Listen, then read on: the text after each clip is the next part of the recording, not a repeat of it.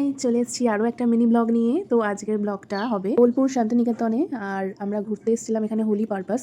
খুব সুন্দর জায়গা, ভীষণ ভালো লেগেছে। মানে ওখানকার পরিবেশটা এতটাই সুন্দর ছিল, খুব কাম অ্যান্ড কোয়াইট একটা এনভায়রনমেন্ট। চলো ভেতরে ঢুকেই তোমাদের দেখাবো যে কি কি ভেতরে আছে।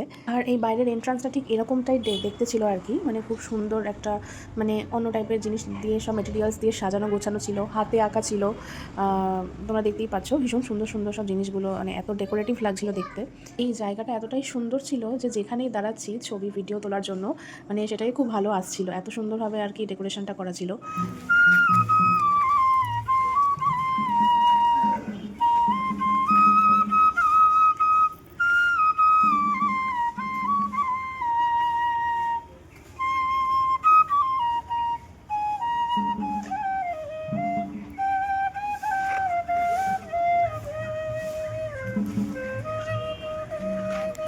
আর ওখানে যিনি বাঁশি বাজাচ্ছিলেন এত সুন্দর বাজাচ্ছিলেন যে মানে আমরা নেচারের সাথে খুব মানে ডিপলি কানেক্ট হতে পারছিলাম, মানে এত অপূর্ব ফিল হচ্ছিল আর কি। ভেতরের ডেকোরেশনটা ঠিক এরকমটা ছিল, অনেক ছোট ছোট কটেজ মতো করা ছিল।